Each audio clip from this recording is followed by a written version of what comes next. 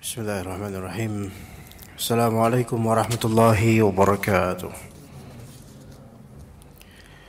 Innal hamdalillah nahmaduhu wa nasta'inuhu wa nastaghfiruh wa na'udzu billahi min shururi anfusina wa sayyiati a'malina. May yahdihillahu fala mudilla lahu wa may yudlil fala hadiya lahu. Asyhadu an la ilaha illallah wahdahu la syarika lahu wa asyhadu anna Muhammadan abduhu wa rasuluhu la nabiyya ba'dah. Amma ba'd. Masih di bab memakai jimat, yaitu bab ketujuh, termasuk syirik memakai gelang, benang dan sejenisnya sebagai pengusir atau penangkal mara bahaya. Dengan dalil-dalil yang telah disebutkan, bahwasanya di antaranya Nabi sallallahu alaihi wasallam melihat seorang laki-laki ada gelang di tangannya, dan beliau bertanya dulu tabayun, apa ini, untuk apa fungsinya? Maka orang tersebut bilang minal wahinah. Wahinah yaitu penangkal sakit. Ya, penangkal sakit. Baik untuk penangkal ain atau sakit lainnya. Maka Nabi SAW mengatakan inzi'aha, yaitu sabut segera itu. Lucuti segera fa innaha la yaziduka illa wahna. Karena jimat-jimat seperti ini tidak akan menambah pada dirimu kecuali kelemahan. Ya, sebab jika kamu mati sedang gelang itu masih ada padamu, maka kamu tidak akan beruntung selama-lamanya. Itu bisa kufur. Jadi hal ini diremehkan oleh banyak dari orang. Bukan hanya diremehkan, bahkan dipraktekkan oleh sebagian orang, yang sebagiannya itu malah justru orang-orang di majelis ta'lim. Bahkan dari kiainya sendiri juga pakai seperti itu dan mengajarkan, mencontohkan dan mengajarkan. Na'udzubillah min dzalik. Padahal yang seharusnya diajarkan adalah agama Allah yang sesuai dengan perintah Allah dan Rasulullah alaihi salatu wassalam. Tapi justru yang dikabarkan oleh Nabi Muhammad sallallahu alaihi wasallam, du'atul dhalal, yaitu para penyeru kepada kesesatan, atau disebut oleh Nabi SAW du'at ila abwabin nar, abwab jahannam, para penyeru yang justru menyeru kepada neraka jahannam, yaitu diantaranya adalah yang mengajarkan kesesatan. Dan kesesatan yang paling besar adalah yaitu kesyirikan, termasuk juga mencontohkan untuk menempelkan jimat-jimat baik di rumah, di tubuh, di dompet, di pergelangan tangan, dan seterusnya. Maka ini termasuk penyesat umat, yang para umat atau kaum muslimin yang mendatangi majlis ta'limnya atau belajar darinya tadinya ingin menjadi ahlul jannah, ingin menjadi orang-orang saleh, orang yang dekat pada Allah, orang yang tawakal pada Allah, namun justru diajari dengan syubhat berupa jimat dengan alasan bahwasanya ini hanyalah wasilah. Orang yang ditanya oleh Nabi SAW itu sahabat Nabi, yang mana Muslim, tapi tidak tahu bahwasanya jimat ini bisa menyebabkan kekufuran atau kesyirikan, bisa menjadikan musyrik. Dan sahabat Nabi yang memakai gelang kuningan ini Muslim aslinya. Ya, kemudian ditanya oleh Nabi SAW, apa ini? Wahinah. Ini adalah penangkal sakit ya Rasulullah. Namun kemudian Rasulullah SAW berikan larangan, inzi'ah, lucuti itu, jangan pakai seperti itu. Langsung Rasulullah SAW berikan arahan agar tidak memakai itu.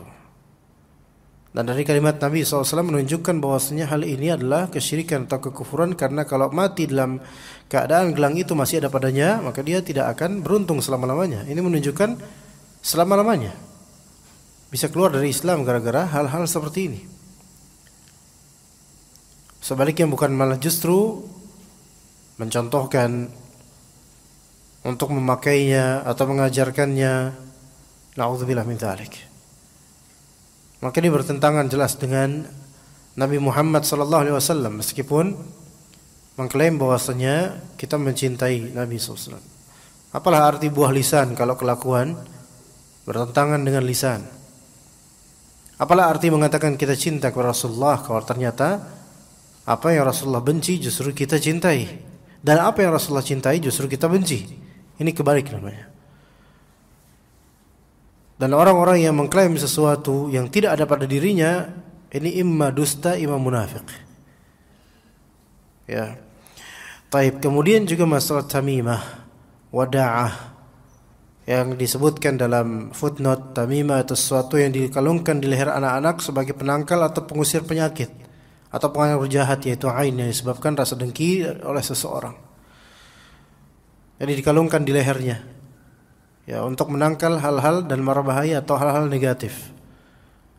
Begitu juga dengan wada'ah, sesuatu yang diambil dari laut menyerupai rumah kerang atau misalnya yang dipakai untuk menangkal penyakit. Ini semua dalam pengertian jimat. Jimat, ya. Maka jimat baik berupa sabuk, itu termasuk jimat, dan itu termasuk bagian dari kesyirikan. Kalau misalnya dia hanya menganggap bahwa jimat-jimat ini wasilah saja, maka ini bisa menjadi syirik kecil, memang tidak sampai kepada syirik besar, melainkan yang menentukan adalah Allah Ta'ala, yang menjadikan pada penyakit itu adalah Allah Azza wa Jalla, melainkan ini semua hanya wasilah. Ini mungkin bisa syirik kecil, tidak sampai keluar dari Islam. Tetapi dikhawatirkan dari syirik kecil itu seseorang akan dibisikkan oleh syaitan untuk menuju akidah syirik besar, yang tadinya cuma sebatas make akik doang. Ini akik ini menambah karisma, atau akik ini bisa menangkal dari mara bahaya, ya, dengan izin Allah, kata mereka. Tapi ini mungkin syirik kecil, mungkin, ya. Tapi lama-lama kelamaan syaitan itu akan menghasut hatinya agar bertawakal kepada batu akik tersebut, cincin akik tersebut, dan lama-lama menganggap bahwasanya cincin akik ini memiliki superiority atau kemampuan bukan dari Allah, melainkan secara zat. Cincin ini memiliki kemampuan tertentu secara magis atau gaib, atau tidak tampak namun kerasa. Maka ini menjadi syirik besar. Inilah berbahayanya. Maka dalam syariat Islam dikenal dengan adanya saddu dzari'ah, yaitu menutup atau menyumbat celah keburukan. Ya, maka lebih baik sama sekali tidak memakai cincin akik kalau memang dikhawatirkan bisa berakidah seperti itu. Namun hukum asal memakai cincin akik dan semisalnya itu boleh. Hukum asalnya boleh. Namun kalau dikhawatirkan darinya dia akan terjerumus kepada kesyirikan atau ujub, maka karena hal-hal tersebut, kekhawatiran tersebut, maka dikhawatirkan menjadi tidak boleh. Baik, kandungan dalam bab ini, yang pertama, dilarang keras memakai gelang, benang dan sejenisnya dengan maksud yaitu menangkal mara bahaya, ain, dengki orang-orang, penyakit dan semisalnya. Hukum asal memakai gelang untuk perempuan boleh. Bahkan bisa menjadi dianjurkan kalau untuk berhias di depan suami. Adapun untuk laki-laki, maka kalau gelang yang biasa secara uruf itu untuk perempuan, maka enggak boleh. Itu sudah kita rinci di pertemuan lampau. Benang, hukum asalnya kalau emang itu perhiasan, maka diperbolehkan hukum asalnya. Namun jika itu perhiasan khusus wanita, maka enggak boleh bagi laki-laki. Namun semua ini, baik gelang, benang, sabuk, yang semua asalnya mubah, kalau misalnya ada maksud untuk menangkal bahaya, maka ini semua menjadi syirik, minimal syirik kecil. Tapi begitu juga kalau misalnya kita kan dia dulu di zaman-zaman 80, 90 ada film-film yang disukai terutama oleh orang kampung, seperti Wiro Sableng dan semisalnya. Apakah dalam sinetron tersebut ada kesyirikan? Banyak. Ya. Benar enggak? Banyak enggak? Ya, banyak. Ya. Ya mungkin kita dulu suka, ya, namanya zaman ketika itu kan enggak kenal syirik ini itu, enggak kenal. Tapi ketika belajar, ya kita harus sampaikan dan amalkan dan sampaikan. Ya walaupun itu berasal dari novel semata atau cerita-cerita yang dibuat-buat, ya. Tapi kan jadi apa? Jadi film. Seolah-olah bukan fiktif. Seolah-olah ini pernah terjadi, pernah ada yang seperti ini, Wiro Sableng, si buta dari gua hantu dan semisalnya. ya, tutur tinular, kaca benggala dan seterusnya. Kesaktian-kesaktian dengan azimat tertentu, rapal tertentu, bacaan tertentu atau benda tertentu. Ya misal kalau misalnya pakai jurus ya tenaga dalam ya, kemudian bisa melemparkan tenaga itu ke pohon sehingga bisa rubuh pohonnya. Taib. Sekarang apakah ada yang seperti ini dalam Islam? Enggak ada. Dapat dari mana tenaga seperti itu? Pernafasan? Wallahi pernafasan itu enggak bakal bisa meruntuhkan pohon apapun dari jarak jauh. Dari mana terus kemudian kalau misalnya ini bisa terjadi misal, atau membuat pohon itu terbakar dengan mengirim api dari jarak jauh. Ini semua bagian dari sihir. Iya. Ini semua bagian dari sihir. Kemudian juga misal mengeluarkan kapak dari ketiak, dari mana itu? Dari mana kok tiba-tiba ada gitu kan? Ya. Entah dari ketiaknya atau dari mana misalnya. Kemudian dengan kapak itu dia bertawakal dengan kapak itu. Apakah ini syirik? Ini termasuk syirik. Ini termasuk syirik. Dan mengadakan tiba-tiba ada kapak seperti itu termasuk bagian dari sihir. Kalau bukan sihir apa coba? Sulap. Tapi kan itu cuma sinetron. Iya, justru cuma sinetron itulah yang membuat kita itu terbiasa melihatnya dan menganggap itu hal yang biasa. Enggak masalah dengan itu. Ya. Taib. Semua ini jimat, alat-alat yang ditawakalkan kepadanya, walaupun memang masih meyakini Allah lah yang memberikan madarat dan maslahat dan manfaat, tapi ini bisa menjadi syirik kecil. Bahkan dalam kasus yang tadi saya sebutkan di salah satu sinetron seperti itu, bercampur antara syirik, khurafat dan sihir. Ya. Dan antum tidak akan pernah melihat Wiro Sableng salat. Ya. Ya walaupun itu cuma sinetron, benar cuma sinetron. Adapun mungkin ken-kennya tokohnya mungkin sholat seorang asli, tapi kan di sinetron nggak pernah lihat sholat. Ya enggak. Kemudian bertapa di gunung, bertapa di gua, ya. Terus gurunya juga orang saktinya namanya Sinto Gendeng juga, nah gendeng. Kemudian juga ada dewa mabuk juga atau siapa itu namanya. Semua itu apakah musallun, mereka sholat? Enggak kelihatan sholat. Walaupun orang alimnya ketika itu tidak kelihatan sholat. Kenapa? Karena para pendekar itu lebih ke ritual bid'ah mereka dan syirik mereka, digogo, bertapa dan semisalnya untuk mendapatkan kekuatan, dan itu semua dari mana? Dari syaitan. Coba aja kalau nggak percaya antum jadi pendekar. Coba aja jadi pendekar kemudian bertapa di salah satu gua di Pelabuhan Ratu misalnya.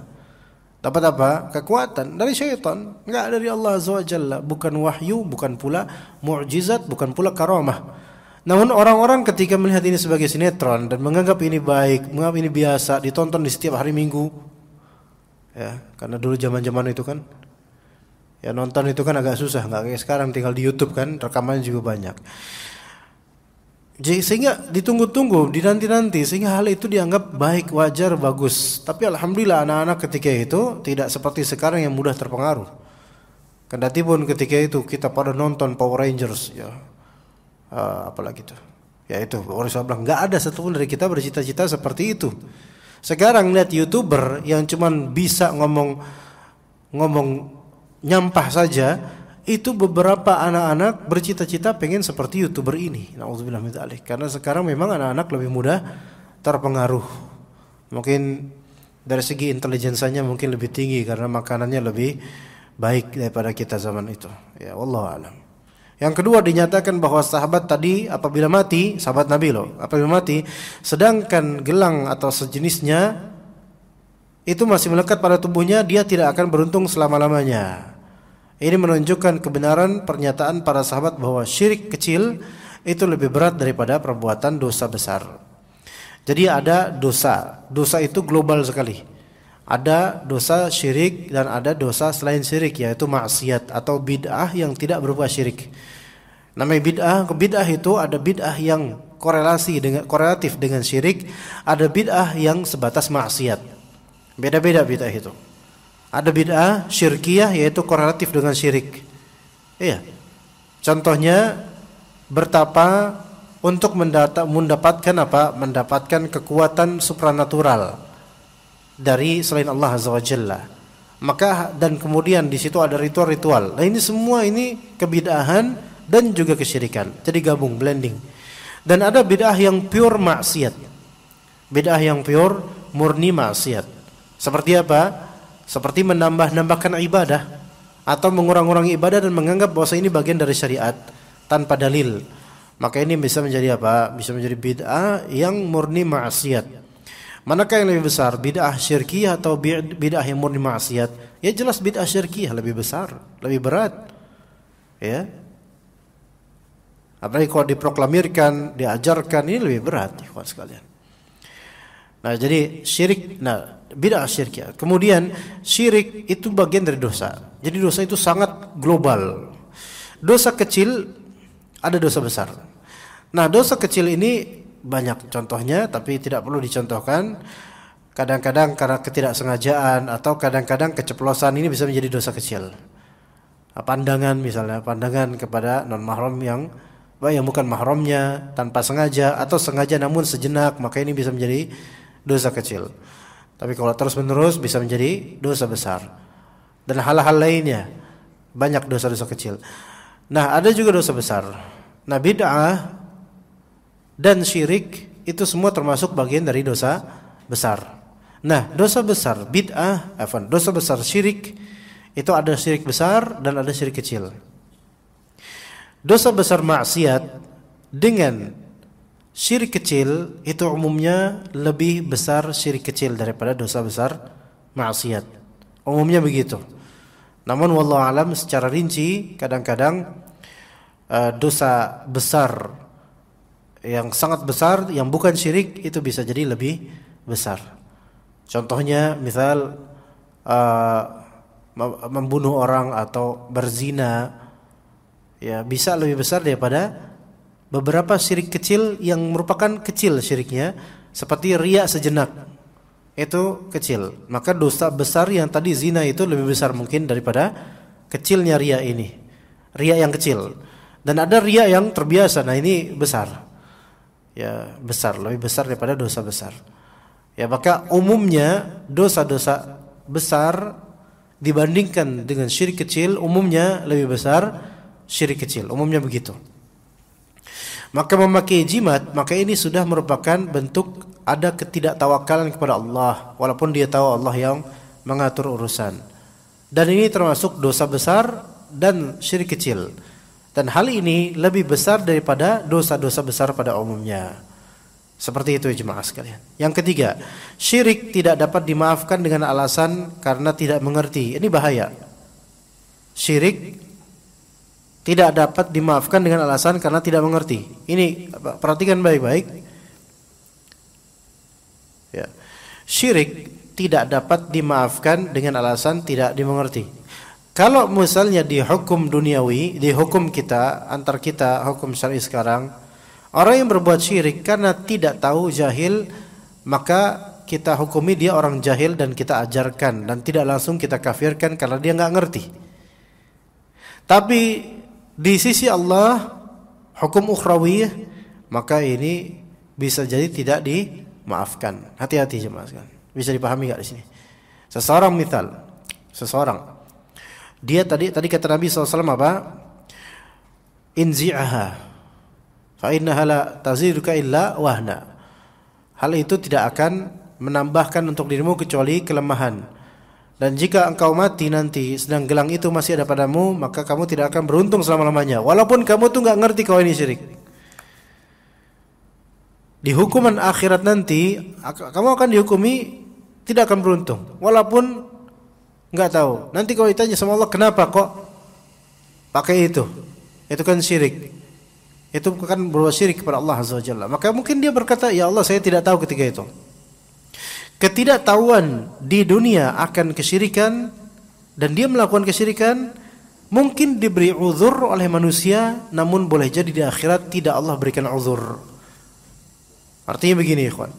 Kalau misal di antara kita ada yang berbuat syirik besar dan dia enggak tahu, atau berbuat kekufuran dan dia enggak tahu kalau itu kufur, mungkin kita masih beri uzur bil jahl, yaitu karena dia enggak tahu. Maka kita ajarkan. Akhi, ini kufur. Sampai dia paham kalau ini kufur, benar-benar paham dengan hujjah. Tegak atas hujjah. Kita jelaskan ini syirik besar atau syirik kecil. Semoga Allah maafkanmu. Kalau dia taubat, alhamdulillah. Kalau enggak taubat, na'udzubillah min dzalik. Lah bagaimana sekarang orang yang enggak pernah mau belajar tentang kesyirikan? Maunya belajar fikih terus, maunya belajar yang adem-adem. Giliran masalah akidah, kesyirikan, panas. Karena memang pelakunya dia. Karena syaitan yang ada di dirinya itu kepanasan, makanya dia enggak suka. Maka dia enggak pernah belajar, enggak pernah belajar. Bahkan anti terhadap orang yang mengajarkan tentang bahaya syirik, anti, enggak mau. Mungkin di dunia ini tidak ada yang mengkafirkannya. KTP-nya Islam. Bagi orang-orang dia muslim karena zahirnya muslim. Tapi dia kufur kepada Allah Azza wa Jalla dengan perbuatan syiriknya. Mungkin diberi uzur oleh para ustadz, para da'i yang mengerti tentang sunnah Nabi SAW. Mungkin diberi uzur karena orang ini jahil, gak tahu, gak pernah ngaji. Tetapi nanti di akhirat akan ditanya, kenapa kamu melakukan syirik besar ini? Dia akan menjawab, ya Allah, saya gak tahu kalau itu syirik besar. Akan ditanya lagi nanti, kenapa gak tahu? Kenapa gak tahu? Jawabannya apa? Ya gak ada yang ngajarin. Pasti didustakan oleh Allah, dusta ini orang. Yang mengajarkan bahwa ini adalah syirik itu banyak, terutama Jabodetabek. Kajian-kajian banyak. YouTube tiap hari nonton apa antum? Gak bisa mungkin kemudian saya gak punya kuota, gak ada wifi, gak mungkin ngomong kayak gitu. Apa alasannya nanti? Gak ada kuota. Gak ada kuota tiap hari main game. Gak ada wifi. Apa alasannya? Akan ditanya. Dikhawatirkan Allah Azza wa Jalla tidak memberinya uzur, sehingga kemudian diseret ke neraka, na'udzubillah min dzalik. Ya kita memohon pada Allah pemaafan dari Allah Azza wa Jalla, tapi kita harus ikhtiar. Jangan mengira bahwa saya dengan 4G bahkan 5G-nya kita sekarang itu tidak ada hujah tertegakkan atas kita. Jangan nyangka. Kenikmatan semua ini akan ditanya loh oleh Allah Azza wa Jalla. Memang kita belajar semampu yang kita mampu, sebisa yang kita mampu. Tetapi pelajaran yang tentang syirik fardu ain seperti ini, semua dari pemilik nafas di mushola atau masjid ini, bahkan semua pemilik nafas di gedung ini, bahkan semua pemilik nafas di dunia ini dari makhluk yang bernama manusia dan jin, itu semua wajib untuk mengetahui tentang tauhid dan tentang syirik dan hal-hal fardu ain lainnya. Ketika nanti ditanya oleh Allah Azza wa Jalla di hari akhir, kenapa kok kamu sholat aja gak bisa? Sekarang coba deh, banyakkah di antara kita yang gak sholat? Dia, bukan kita, alhamdulillah kita semua orang sholat. Dan semoga Allah ampuni dosa-dosa kita karena sholat kita dengan izin Allah. Orang yang gak sholat banyak. Ya, tetangga, misalnya tetangga, banyak yang gak sholat, banyak. Memang kita gak bisa meneliti satu-satu di antara tirai rumah mereka. Tapi kelihatan dari gelagat mereka yang gak pernah mau sholat. Baik ke masjid nggak pernah, di keluarganya pun dikenal nggak sholat. Ya, taib. Ketika di akhirat nanti pasti akan ditanya. Bahkan kata Nabi SAW, yang paling pertama dihisab di hari akhir nanti sholat. Kalau misalnya sholat bagus, amalan berikutnya insya Allah nurut bagus. Kalau misalnya sholatnya nggak sholatnya buruk, bahkan nggak sholat, maka amalan berikutnya udah sia-sia.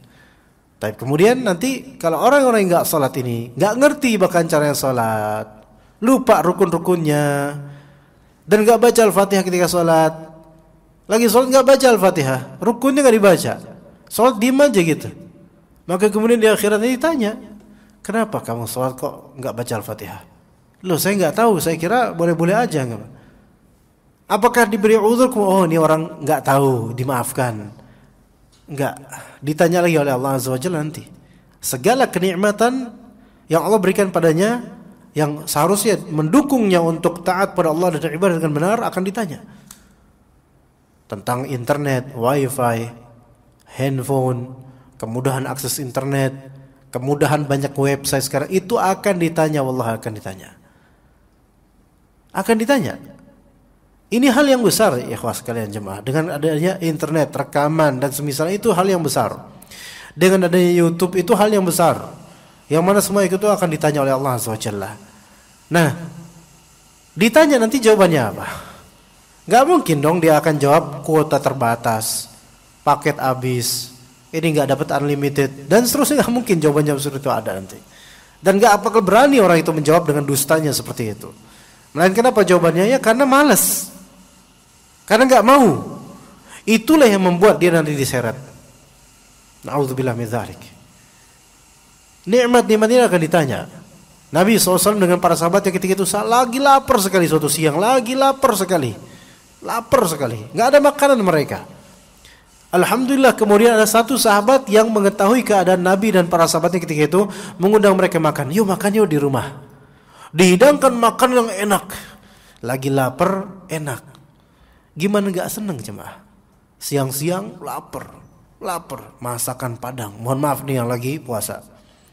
Masakan Padang dibungkus, masya Allah, bumbunya mantap. Gak usah dideskripsikan karena ini akan membuat kecemburuan ya. Makanlah, selesai, nikmat sekali, masya Allah. Maka kemudian ada perkataan dari Nabi SAW. Aku ingin memberitahu kepada kalian sesuatu. Ketahuilah jemaah, kita lagi senang sekali ini, masya Allah. Ketahuilah wahai para sahabat, kita lagi senang ini, ya.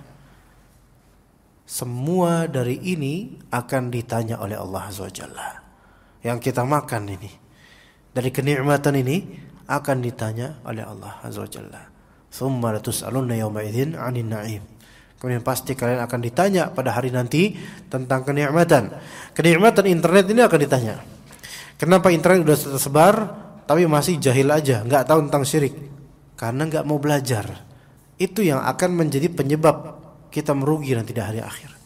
Ingat, di dunia mungkin kita lolos dari penghakiman manusia terhadap pengkafiran atau penjelekan terhadap kita, tapi di akhirat semua akan terbuka dari rahasia-rahasia.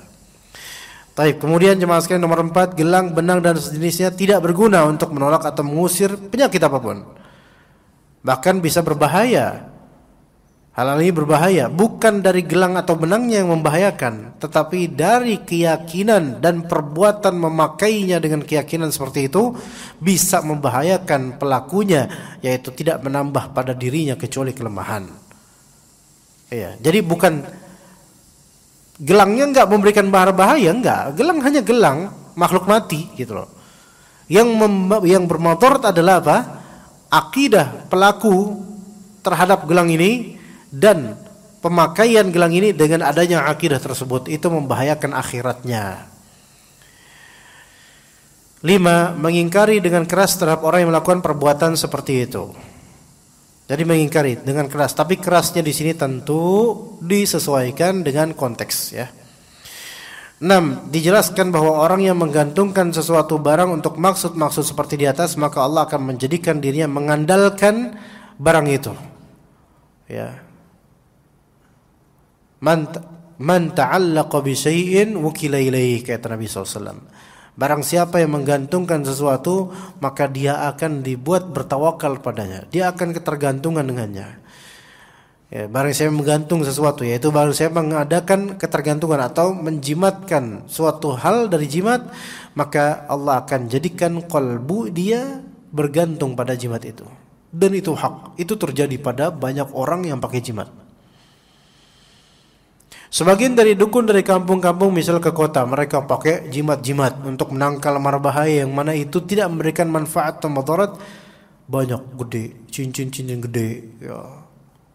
Kemudian penampilan semi dukun supaya orang-orang pada takut. Padahal justru yang kenyataannya orang ini lemah. Wallahi para dukun itu orang-orang lemah. Dukun yang benar ya, kalau dukun palsu ya mereka orang normal ya. Kalau dukun yang asli mereka paranormal ya, dan para itu artinya setengah, makanya ada parabola. Ya kan, setengah bola, maka paranormal apa? Setengahnya normal, setengah gila ya. Maka dukun itu orang gila sebenarnya. Tapi setengah ya. Maka di sini orang-orang ini sebenarnya mereka tuh mengandalkan syaitan, mengandalkan jimat. Maka ini merupakan kelemahan yang sangat lemah. Beda dengan orang yang pure murni apa adanya dan bertawakal sama Allah Azza wa Jalla. Coba seandainya antum lewat di suatu tempat di komplek, ada rumah kosong, udah antum lewat aja di situ. Antum nggak tahu ada apa, jin apa, nggak tahu, nggak peduli, dan antum lagi mikirin utang. Lebih takut mana? Lebih takut masalah utang daripada masalah ada jin apa enggak. Karena enggak tahu, udah murni aja, udah tawakal sama Allah ketika apa? Ketika lewatin tempat tersebut. Tapi orang-orang kampung, mereka paling anti lewat itu tempat itu malam-malam. Kenapa? Karena khurafat dan juga maklumat yang masuk ke dalam hati mereka yang membuat mereka seolah tahu bahwa saya di situ ada kekeramatan, ada jin, ada perampakan, biasa ini itu. Coba. Orang yang biasa dia dengan mengetahui hal-hal mistis di tempat tertentu dan dia tidak bertawakal sama Allah, itu akan lemah ketika lewat tempat tersebut. Karena apa yang difikirkan? Yang difikirkan itu hal-hal mistis sehingga dia ketakutan. Lemah enggak orang ini? Lemah. Beda dengan orang yang enggak mikirin apa-apa di tempat itu. Udah pure murni gitu aja, dia jalan, enggak mikirin jin, enggak mikirin apa-apa, udah serahin kepada Allah. Dia mikirin bagaimana dosa dia enggak belum bayar utang. Itu aja. Maka dia apa? Lewat situ setan juga mikir, nih wah ini orang ini enggak mikirin kita, ya udah, enggak diganggu. Lah biasanya yang diganggu oleh setan berupa penampakan adalah yang ketakutan dan yang memikirkan, sehingga jadi itu setan kemudian menggodanya dengan penampakan-penampakan. Iya, coba aja, woles aja, alatul gitu langsung, lewat aja. Anggaplah semua tempat di bumi ini enggak ada yang angker, coba gitu Pak. Ada enggak di bumi ini tempat yang angker? Anggap enggak ada, coba gitu. Ke Tawang apa di Semarang itu ada penjara bawah tanah apa namanya itu? Lawang Sewu. Itu dikenal angker gak? Ya banget, apalagi ketika ada acara dunia lain. Ya mencuplik di situ, makin orang-orang makin menganggap angker. Kemudian ada juga dukun yang